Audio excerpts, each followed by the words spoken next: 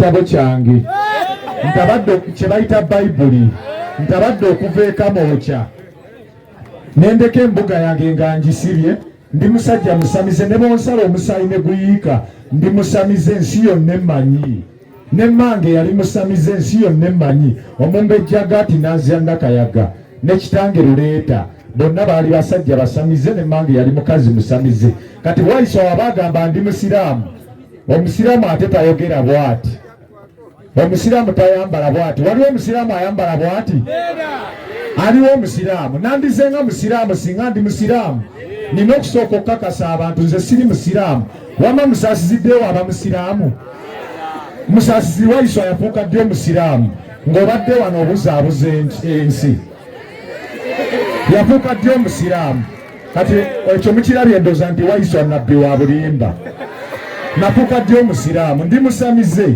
nzize n'embugo zange n'omuggo gwange byonna mugenda kubiraba mu byawandiikibwa mulabye nti ekitabo kiragira kusamira abasumba mukiddukemu mukindekere kya mizimu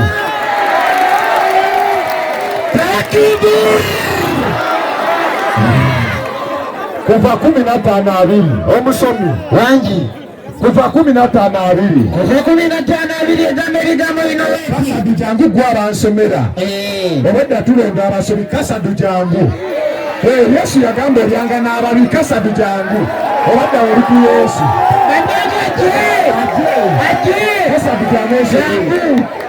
kasadu jangu bulijjo nsomera ebyawandiikibwa ku nkuŋŋaana kasadu jangu ojja okusoma bayibuli ekitabo kya Mukama Yesu yayanga n'ababi kati muli kunjigiriza ki ndozi olabye abafeere baddiikula mu bayibuli kuva 15:2 omusomi soma egambo ebigambo bino obadde abagamba nti omusamize bampangisiza n'ebibugo bye kati kambi mulage mu bayibuli oba yabiina mbi mwambaze kuva 15:2 egamba nti Miriyamu nabbi mwanyina Alooni n'atwala ensaasi soma bulungi eno kiwamma abantu niye eri mu bayibuli n'atwala ensaasi abasumba ensaasi yammwe eriwaha ng'eri mu mukono gwe era yiino sinza agiina abakazi bonna Jaira alaba wano ne bafuluma ne bamugoberera Jaira jangu ongoberere fuluma jangu Jaira jangu Jaira kwata ensaasi nabbi bagambye okusinziira ku byawandiikibwa abeera n'ensaasi Jaira kwata ensaasi tawulira tasobola kukumirawo ng'asirise kwata ensaasi kitegeeza mwava ku byawandiikibwa bayibuli iyo eragira kusamira ensaasi bagikwata nga bayita muzimu si kusamira okwo wamma Yeremiya 11 kati ndi ku muggo Yeremiya 11 ndi ku muggo oluvannyuma lw'okulaba ensaasi mu bayibuli kubanja ekitabo kyaffe kya lubaale katugenze kuleeta muggo era nate ekigambo kya Mukama ekinzijira nga Waiswa omugogo guli walaba bwe yeekwese n'enkofiira laba mumulabe ali mu lutula lwa ddungu enkofiira gy'ayambadde mulabe egamba beti awo nate ekigambo kya Mukama nekinzijira nga kyogera nti Yeremiya olaba ki nenjogera nti ndaba omuggo Waiswa olaba ki Waiswa olaba ki laba atya n'okutunulayo Waiswa olaba ki ndaba omuggo guguno gwaki ogw'omulozi Waiswa omugogo ogw'omulozi guliwa abange tuli mu bayibuli tugenze ku nkofiira yiyo gyenze nayo Baleevi 87 omusajja bayibuli agitwala abazanyi ba Kaleyoki bavuddewo abasumba kati ntuuse omusomesa n'amwambaza ekizibaawo kiikino ekyambalo kya Nakayaga nkyambadde n'amusiba n'olukoba mu kiwato ndulina n'amwambaza omunagiro lwe lubugo lwa jjajja ng'olumbugiriza olubugo muti ne bayibuli muti kati abasumba mokyaki biki byetusomesa ensi gyonna miti egaba beti n'amusiba olukoba olw'ekkanzu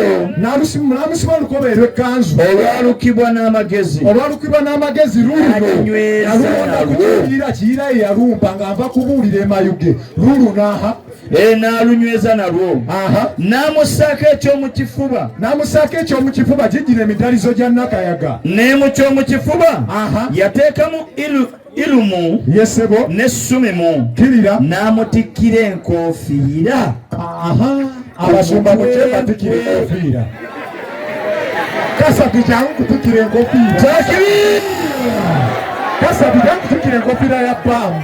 Abange tuli mu Bayibuli. Tuli mu Bayibuli. Kinageze ekitabo si kyammwe mukyesibako. Kale. Yoswa 5:15. Yoswa 5:15. Bakanisa obukanisa mujjamu engatto. Kulira kyagambye. Mwagambe Katonda Bayibuli tabeera mu ssabo. Kati ate mu ssabo tujjamu engatto. Kati Waiswa ojjamu engatto. Waiswa ojjamu engatto. Wanika omukono Waiswa ojjamu engatto ng'oyingira ekkanisa. Omukulu ow'eggye lya Mukama n'agamba Yesu. Wuuyo omukulu ow'eggye lya Mukama Waiswa tawakanyizika, wuuyo gw'omuwakanya mukyusa ebyawandiikibwa. Yambulamu engatto y'omu kigere ekyo. Waiswa oyambulamu engatto ng'oyingira nze nga nyingira mu ssabo essabiro nzijjamu engatto. Essabiro ekkanisa bukanisa. Kyova abakanika ebyawandiikibwa. Egamba bw'eti. Mukulu ow'eggye lya Mukama n'agamba Yesu nti yambulamu engatto y'omu kigere ekyo. Yambulamu engatto yo mu kigere ekyo. Kubanga ekifo ky'omwoyimiridde kitukuvu. Yoswa n'akola bw'atyo. Omulokole ali wano akola bw'atyo, wanika omukono nga mukulu Yoswa. Nga bw'oba oyingira kitegeeza mwaka ku byawandiikibwa. Omusamize nze ndi ku kituufu. Mulabe omusamize bw'asomesa omulokole Bayibuli. Olubugo etuleeta olubugo ekisooka 19:12. Samwiri ekisooka basoose kuvuma Nyambala kanji balage mu Bayibuli. Olw'oluvannyuma yabannooli egamba beetulama 19 agamba atya 12 agamba atya awo Mikali nasiza Dawudi mu ddirisa. Awo Mikali nasiza Dawudi mu ddirisa. N'agenda n'adduka n'awona Mikali mukazi wa Dawudi n'addira Terafi n'amuteeka mu kitanda. Naffe Lubale tumuteeka mu kitanda. N'ateeka ekigugu eky'ebyoya by'embuzi, embuzi y'ebizibu, emitwetwe n'akibikkako embugo. Bayibuli eragidde ku ebikambuga abalokole olubugo lwammwe luliwa. Bali mu masuuti. Luliwa muli masuuti. Mulina essula ebakkiriza okwambala essuuti. Nti yambala essuuti. Babuzaabuza nsi. Okumanya Bayibuli eragira kusamira. Katonda wa Bayibuli wa mayembe bweza. N'abasamize abala mumpagire. Bweza. Abasiraamu weebala abaddu ba Allah mumpagidde bweza. Allah akuteeremu ebisima. Mumpagire abaddu ba Allah. Kabakuku 3-3 balaga Katonda wa Bayibuli nti wamusaba alina amayembe. Abasumba bambulire oba balina amayembe. Kabakuku wano gisanga mu maaso ga Nakumu. Egamba bw'eti. Katonda yajjanga ava mu Temani. Era omutukuvu yajjanga ava ku lusozi Palani.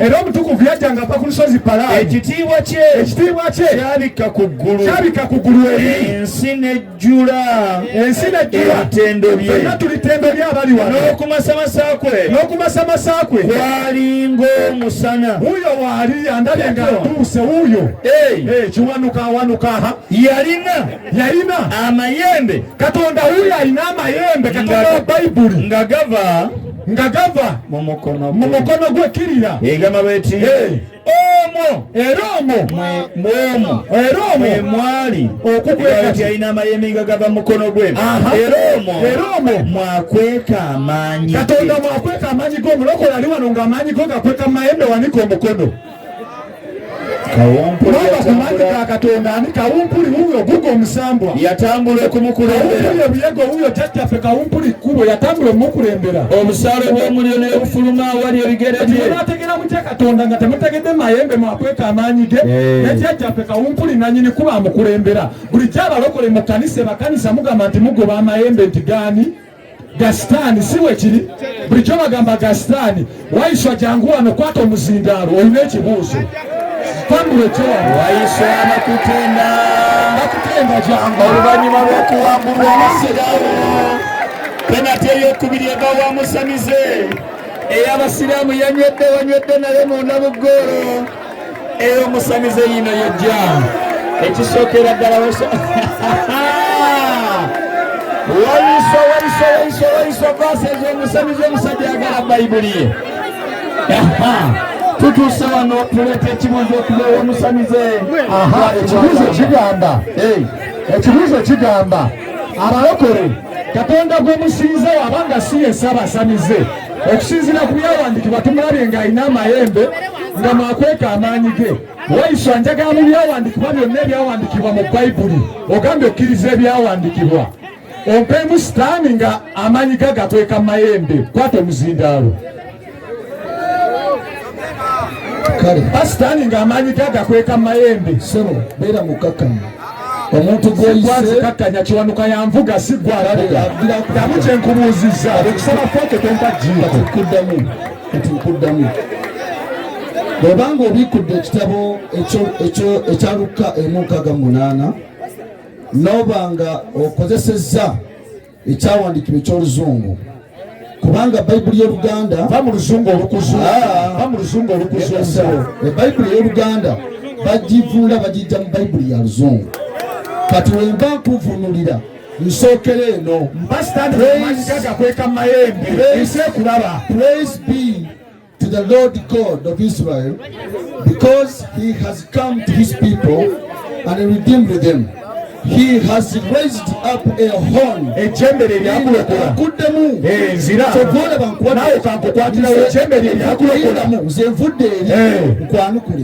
Nyamukula toli kutano chando yanukula opalapalanya Basamize gamanyi gali mayembe Waiswa Basamize gamanyi gali mayembe egamba bweti bwoli musira tagala kulaba Sitaani.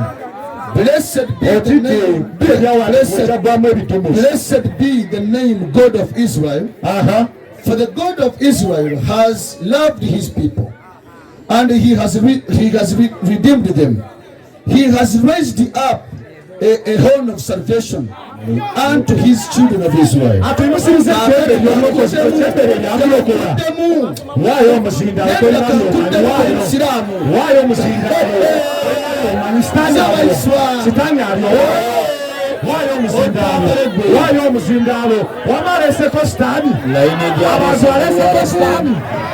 Kyalese kanji musomere Luka 1:8 agamba ati agisome ngimukubise Luka 1:8 wanye lubaale egamba bweti Luka 1:8 oswaddeyo ekiswala atenderezebwe Mukama Katonda wa Isirayiri atenderezebwe Mukama Katonda wa Isirayiri kubanga akyalidde abantu be era abanunudde era Mukama atuyimusiriza ejjembe liyo kyaleese Lyobulokozi. Waiswa oba ejjembe lye lyakulokola wandika omukono. Waiswa oba ejjembe lye lyakulokola wandika omukono. Wandike omukono olaba. Omusumba lyawo ng'ejjembe lye lyakulokola wandika omukono. Zaburi 49:17. Bulijjo bagamba Zaburi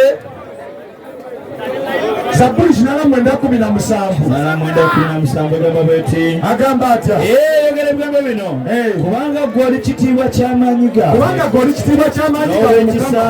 n'olw'ekisa kyo Mukama ejjembe lyaffe liiryo linaagulumizibwanga omulokola ali wano ng'ogulumiza ejjembe luba wandike omukono waliko omumwaba ku byawandikibwa laba Waiswa ayomba ebyomwoyo tobinyiigiramu toleeta nsonga zo za bya mmere mu mwoyo.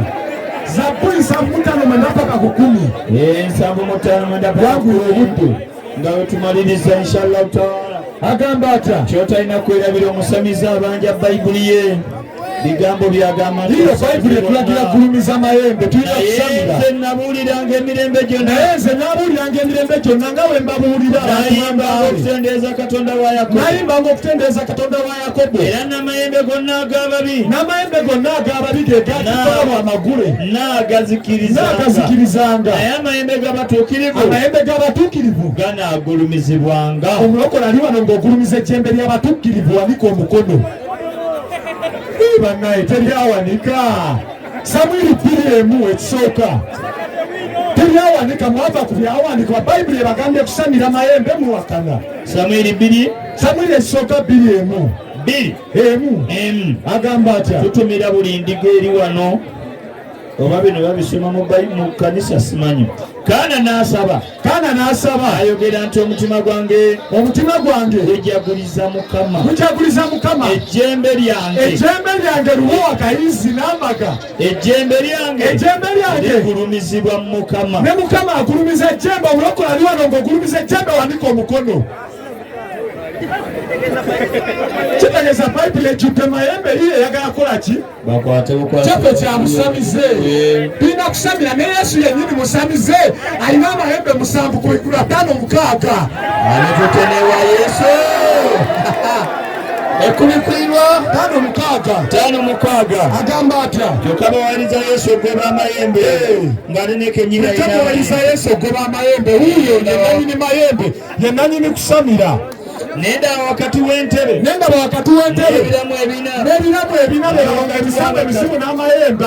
ne wakati w'abakadde be bajjajja. omwana gw'endiga asire Yesu ng'ayimiridde ng'afaanana ng'eyattibwa. Walumbe ttanda yamutta myaka 20 mpya emyaka Walumbe gye yafa. ng'alina amayembe ameka? 7. Omulokole ali wano ng'olina amayembe ga Yesu 7, wanika omukono. Jaira omwana w'oyo Yesu musamize alina amayembe. Jaira wanika omukono. Oba olina amayembe 7 mu maaso g'ensi yonna ebayaba. Bulijjo omubuzaabuza ensi. Matayo 8. Ne Yesu omulwadde gwe yawonyanga yamusindika mu ssabo. Wuyo tumulabya musamize alina amayembe. Matayo 8 layini esooka bukyanga mugamba Abasiraamu nti basamize. Agamba atya? Omusamize wuuno alibireeta mu Bayibuli. Obudde gwe timekeeper, office timekeeper.